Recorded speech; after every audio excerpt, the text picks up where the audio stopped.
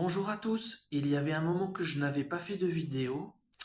Déjà avant de commencer cette vidéo, n'hésitez surtout pas à liker, à partager et à mettre des commentaires si vous voulez, ou non, hein, c'est comme vous voulez, c'est vous qui voyez, pour mettre en fait en avant ma vidéo ou mes vidéos, voilà, surtout mes vidéos.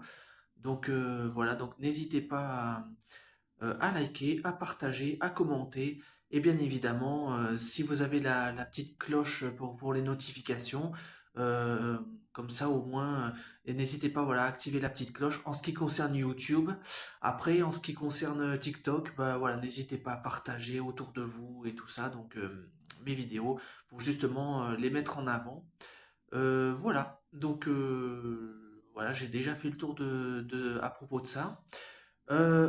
Donc là, pour cette vidéo-là, je vais parler, mais de façon très brève, hein, comme d'habitude.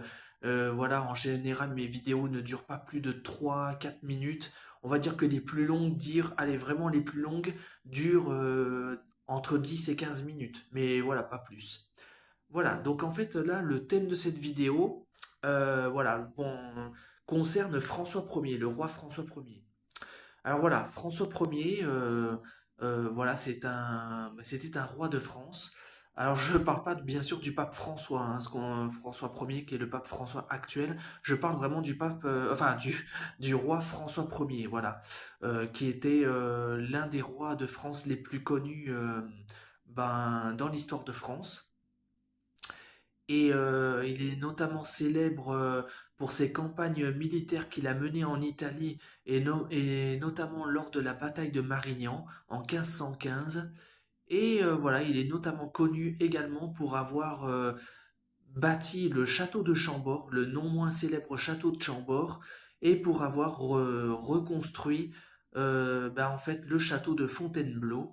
Donc voilà. Et en fait,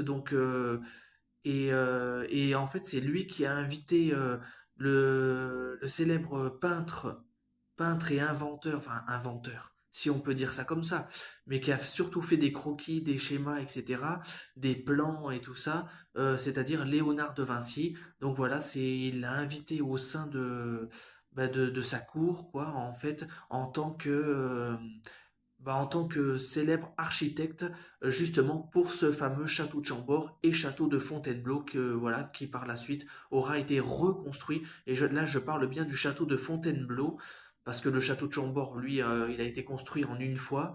Bon, bien sûr, durant ces derniers siècles, voilà, il a été bien sûr rénové à chaque fois et tout ça. Mais surtout, voilà, le château de Fontainebleau, en fait, qui a été reconstruit, rebâti sur les ruines d'une autre bâtisse qui existait déjà avant, d'un autre château qui existait déjà avant. Mais voilà, c'est vraiment François Ier, grâce au plan de l'architecte, de son architecte qui était à sa cour, c'est-à-dire Léonard de Vinci. Et oui, Léonard de Vinci, effectivement, comment dire, a fait les plans, voilà, notamment du château de Chambord et du château de Fontainebleau, voilà, pour la reconstruction du château de Fontainebleau. Voilà.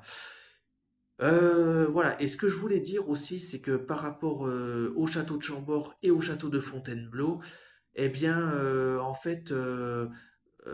François Ier et Léonard de Vinci connaissaient en fait l'importance du nombre d'or, donc c'est-à-dire phi, le nombre, c'est-à-dire la lettre de l'alphabet grec phi, donc qui est représentée, comment dire, qui est représentée par une barre, c'est comme un i majuscule en fait, comme un i majuscule entouré en fait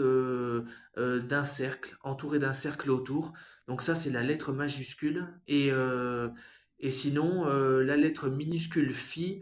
En fait quand vous voyez le symbole de la France insoumise, je ne sais pas si vous avez déjà vu le symbole du parti politique La France insoumise. Eh ben en fait, la lettre phi en grec en minuscule, voilà, ressemble un peu au symbole de la France insoumise. Et d'ailleurs, je pense que la France insoumise a repris ce symbole. Donc voilà. Donc voilà. Donc du coup, c'est la lettre phi et donc qu'on appelle le nombre d'or, la proportion dorée. ou le nombre divin, ou voilà, ou la divine proportion, voilà, et c'est le nombre d'or qui représente le nombre irrationnel 1,618033. Voilà. Et en fait, donc, ils connaissaient tous les deux l'importance du nombre d'or, phi, et d'ailleurs que l'on retrouve partout dans la nature, et qui est très relié aussi, euh, comment dire, au concept mathématique qui s'intitule La suite de Fibonacci. Je ne sais pas si vous en avez entendu parler. En fait, pour faire simple, la suite de Fibonacci, en fait, c'est en fait le célèbre mathématicien. Alors, je sais plus son prénom, mais je sais que son nom c'est Fibonacci. En fait, qui avait, comment dire, qui avait observé dans la nature l'accouplement, par exemple, de lapins.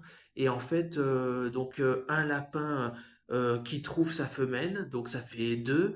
Ensuite, le couple donc fait un enfant, un petit lapin, un petit lapro. Donc voilà, donc du coup, ils se retrouvent donc de un à 2 puis à 3 et ensuite, à son tour, le lapro va connaître sa femelle, et du coup, en grandissant, et du coup, vont se retrouver donc de 3 à 5 puis après, le petit lapro à son tour va retrouver une femelle, puis refaire une portée, et donc du coup, ça va passer de 2, 3, 8, pardon, 3, 5, 8, 13, ensuite 13, après c'est 18 je crois, si je me trompe pas. Attendez, 5, 8, 13. Donc 13 après, non, c'est pas 18. 13, après je crois que c'est 21 il me semble. 21 si je dis pas de bêtises. Oui, 13.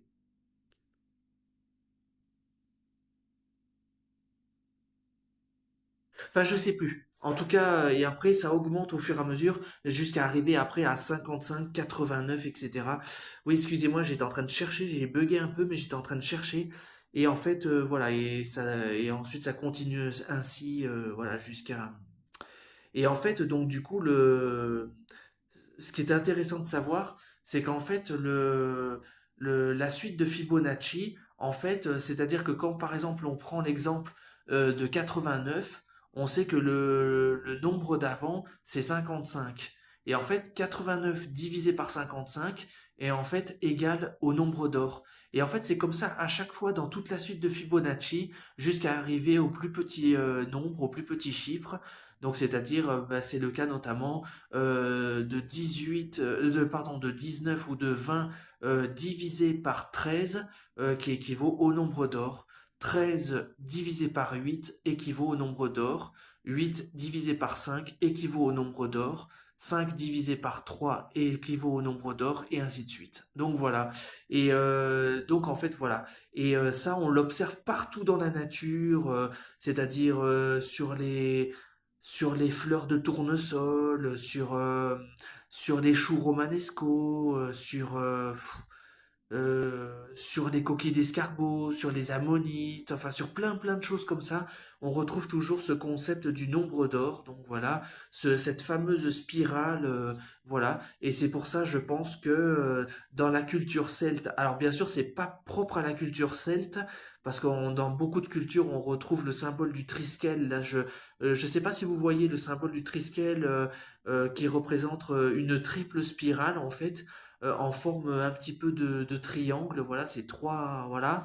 Et en fait, euh, voilà, c'est pas propre aux Celtes le triskel, mais c'est dans beaucoup de cultures, on retrouve toujours cette forme de triple spirale en fait. Et en fait, c'est toujours basé en fait sur le nombre d'or, et voilà. Et on retrouve ça dans beaucoup d'architecture. Et pour revenir donc du coup au château de Chambord et au château de Fontainebleau, eh ben en fait, justement, euh,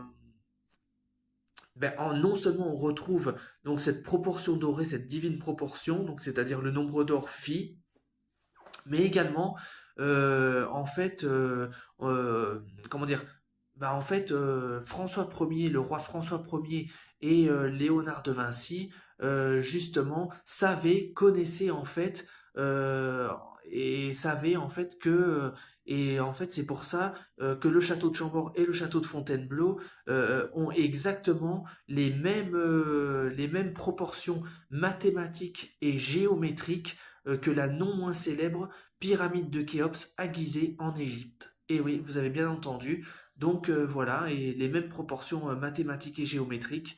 Donc voilà, et ça, François Ier et Léonard de Vinci connaissaient justement tout ça, et connaissaient également le système métrique. Voilà, le système métrique, voilà, ils connaissaient le système métrique. Mais bon, le système métrique n'était pas connu seulement à la Renaissance, hein. C'était connu au Moyen Âge et même dès la plus haute Antiquité. Et là, d'ailleurs, je vous recommande et je vous invite à, bah, si vous êtes intéressé sur tout ça, je vous conseille les ouvrages de Didier Qualac, voilà, de Didier Qualac, et notamment Didier Qualac a une chaîne YouTube que vous pouvez retrouver qui s'appelle, donc en lien avec Julie Couvreur, qui s'appelle Le Secret, mais également le code secret de l'architecture, voilà, la chaîne YouTube de Didier Qualac, le code secret de l'architecture, et du coup, je vous invite aussi à suivre les travaux de Quentin Leplat, qui justement ben, en parle plus que moi, et notamment Didier Qualac qui parle de ça plus que moi, et bien sûr connaissent vraiment beaucoup plus que moi sur tous ces sujets-là, donc c'est-à-dire les codes secrets de l'architecture et tout ça. Donc voilà. Voilà, c'était un bref topo. Voilà, j'ai essayé de voilà de vraiment faire vite. Voilà. Et puis pour terminer, et là c'est une petite parenthèse, et c'est un petit clin d'œil, mais en fait, et là bien évidemment je dis ça mais je ne dis rien, mais quand vous regardez les monuments de Paris, en tout cas certains monuments de Paris, comme notamment le musée du Louvre et la pyramide du Louvre, etc., eh bien en fait, vous voyez, et ça, et la pyramide du Louvre et le musée du Louvre, pardon, et d'autres monuments comme ça, comme l'Arc de Triomphe et tout ça, mais surtout le musée du Louvre qui a été bien sûr construit sous la présidence de François Mitterrand. Et là, attention, je dis ça, mais je ne dis rien. Voilà, mais du coup, voilà, on retrouve des codes secrets, des messages cachés dans tous ces monuments architecturaux, voilà, et notamment, et ça pareil, François Ier et Léonard de Vinci, et ainsi que d'autres grands bâtisseurs de châteaux, de pyramides, de châteaux. Oui, de pyramides, oui, parce que depuis l'Antiquité, mais je parle surtout, voilà, de châteaux, de cathédrales et d'églises que l'on retrouve non seulement en France, mais également un petit peu partout en Europe. Voilà, en tout cas, c'est les pays où ils sont majoritairement catholiques, chrétiens. Voilà, en tout cas où on retrouve des églises, des cathédrales et des châteaux. Justement, ben, connaissez et savez justement, et du coup on retranscrit des messages codés, des messages secrets, voilà, dans l'architecture de ces monuments. Et voilà, et François Mitterrand n'y est pas étranger non plus, notamment dans la construction du musée du Louvre, de la pyramide du Louvre, et bien sûr de d'autres monuments qu'il a construits voilà, au cours de sa présidence. Mais attention, encore une fois, chut, je dis ça, mais je ne dis rien, parce que je risque de me faire taper sur les doigts, mais voilà, par certains détracteurs et tout ça. Mais en tout cas, voilà, il y a voilà, des messages codés, des messages secrets, et ça, pareil, Didier Qualac en parle très bien dans ses livres et dans ses ouvrages, et voilà, c'est pour ça que je vous recommande les ouvrages de Didier Qualac, et bien sûr les travaux de Quentin Leplat, qui parlent bien évidemment du système métrique, voilà, que les anciens bâtisseurs connaissaient, voilà, dès la plus haute antiquité, en fait, et voilà.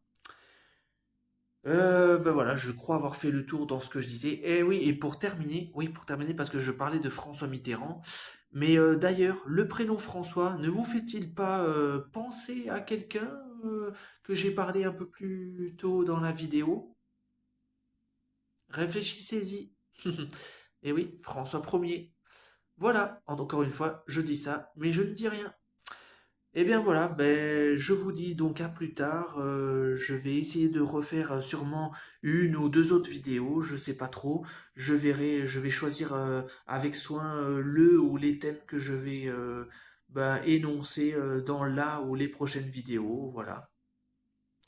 Donc voilà, ben, je vous souhaite ben, une très bonne journée à tous, à toutes et à tous. Et encore une fois, n'hésitez pas à liker mes vidéos pour les mettre en avant, à les partager. Et si vous voulez mettre bien sûr un petit commentaire, qu'il soit positif ou négatif, peu importe, hein. Après, voilà, tant que ça reste constructif, tant que ça reste, voilà, dans la bienveillance, dans la courtoisie, dans le respect. Voilà, en tout cas, vos commentaires aussi sont les bienvenus, qu'ils soient positifs ou négatifs, il n'y a pas de souci. En tout cas, n'hésitez pas. Eh bien, bonne journée à tous et je vous dis à très bientôt.